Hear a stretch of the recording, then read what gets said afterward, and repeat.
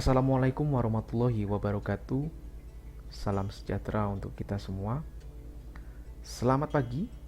Bertemu lagi dengan Pak Septa di mata kuliah Sejarah Nasional Indonesia kedua. Pada pertemuan kali ini kita akan membahas kerajaan-kerajaan Islam di Nusantara, khususnya di wilayah Maluku dan sekitarnya. Teman-teman dapat menemui saya di https://bio/septa_rahadian. Kerajaan Islam di Maluku Utara dan sejarah singkatnya. Kerajaan Tidore dan Ternate tumbuh tapi hancur akibat konflik internal dan intervensi kolonial.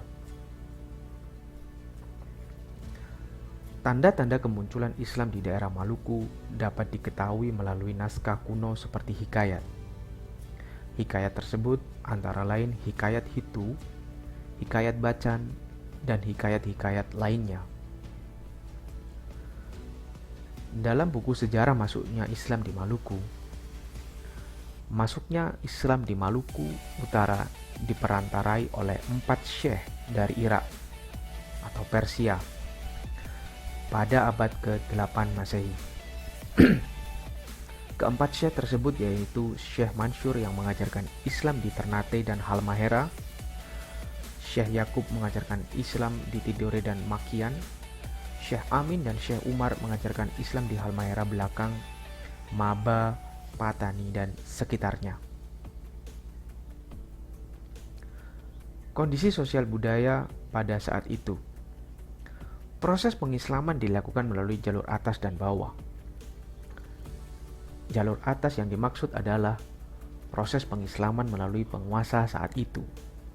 Sedangkan jalur bawah adalah proses pengislaman melalui usaha perorangan di tengah-tengah masyarakat. Jejak arkeologis yang menggambarkan Islamisasi di Maluku. Pada abad ke-15, Raja Ternate, Kolano Kaicil, telah memeluk Islam. Agama Islam kemudian terus menyebar dan dianut oleh berbagai lapisan masyarakat hingga ke lembaga kerajaan. Agenda Islamisasi terus tumbuh dan semakin mapan dengan berdirinya kerajaan-kerajaan Islam di Maluku Utara. Kerajaan bercorak Islam yang ada di Maluku Utara yakni Kerajaan Ternate, Tidore, Jailolo, dan Bacan. Kesultanan Ternate. Kesultanan Ternate menjadi salah satu kerajaan Islam terbesar di Nusantara. Berdiri antara tahun 1570 hingga 1610 Masehi. Jejak arkeologis dari Kesultanan Ternate. Masyur Mulamo adalah raja pertama Ternate yang memerintah pada tahun 1257 hingga 1272 Masehi. Kolono marhum menjadi raja Ternate pertama yang memeluk Islam setelah mendapat seruan dakwah dari murid Sunan Giri bernama Datu Maulana Husain. Setelah Kolano marhum wafat, ia digantikan oleh putranya, Zainal Abidin, yang merupakan lulusan Sekolah Agama Islam Gresik, asuhan Sunan Ampel. Pada masa ini, gelar Kolano atau raja diganti menjadi sultan. Kesultanan Ternate mencapai masa keemasan pada pemerintahan Sultan Ba'abullah. Tak hanya berhasil mengusir Portugis, kerajaan Ternate juga berhasil memperluas wilayah kekuasaannya hingga ke Pulau Sulu, Filipina. Ditandatanganinya perjanjian dengan VOC pada tahun 1683 oleh Sultan Sibori menandai tamatnya kedaulatan Kesultanan Ternate. Sejak saat itu, Kesultanan Ternate sepenuhnya dikendalikan oleh VOC.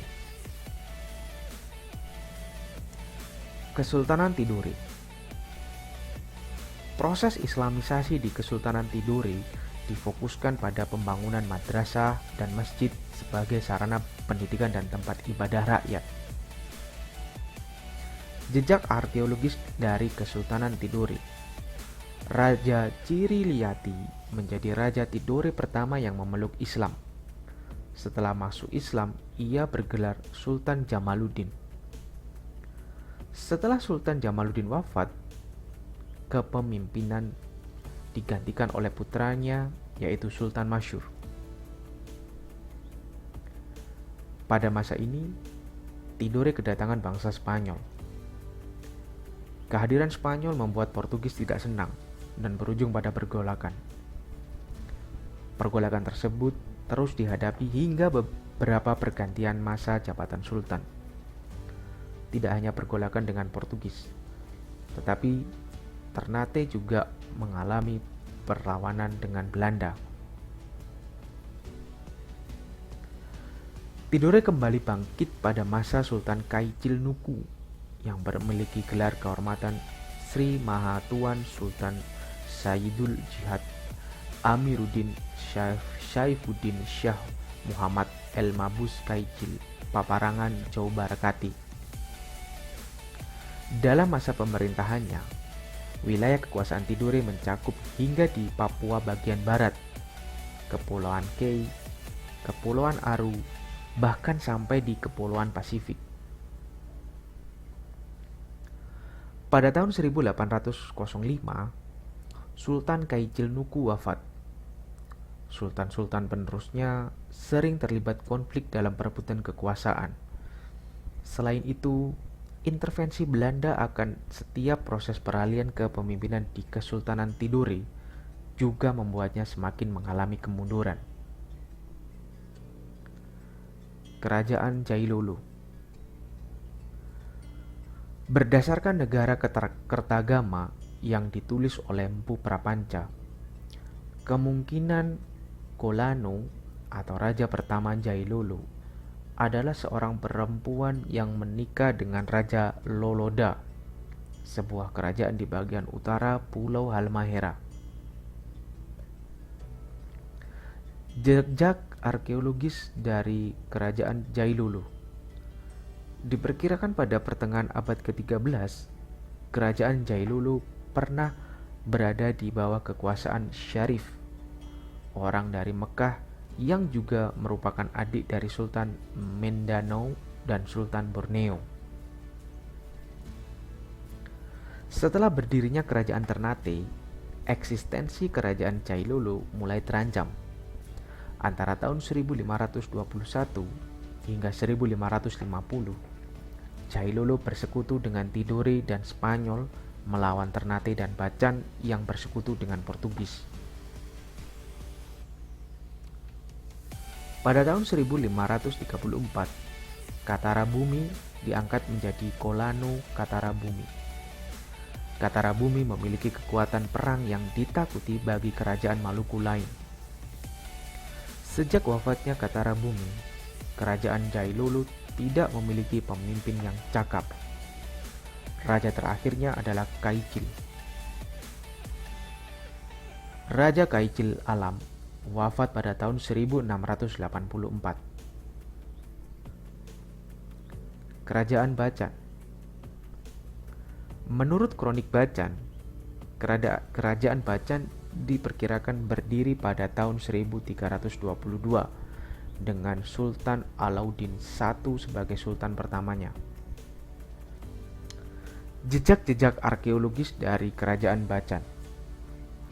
Berdirinya kerajaan Bacan dimulai sejak perpindahan kerajaan Kasiruta ke Pulau Seki atau Pulau Bacan karena terjadi perkawinan antara Boki Hongi, putri Sultan Alauddin I, dengan Patra Alam, putra Sangaji Samargalila. Pada masa kepemimpinan Sultan ke-13, yaitu Sultan Iskandar Alam, kerajaan Bacan mengalami masa-masa sulit, salah satunya yaitu menghadapi penjajah Hindia Belanda. Belanda melakukan siasat tipu daya agar Sultan Iskandar Alam pergi meninggalkan Bacan dan kemudian mengangkat Marwan sebagai Sultan ke-14. Sultan Marwan diangkat oleh Belanda sebagai boneka dalam upaya memperluas wilayah kekuasaan Kompeni Belanda. Terima kasih. Itu saja yang dapat Bapak sampaikan pada pertemuan kali ini. Jika ada pertanyaan, silakan cantumkan di kolom komentar channel YouTube kalian masing-masing. Kurang lebihnya saya mohon maaf. Saya akhiri, selamat pagi. Assalamualaikum warahmatullahi wabarakatuh.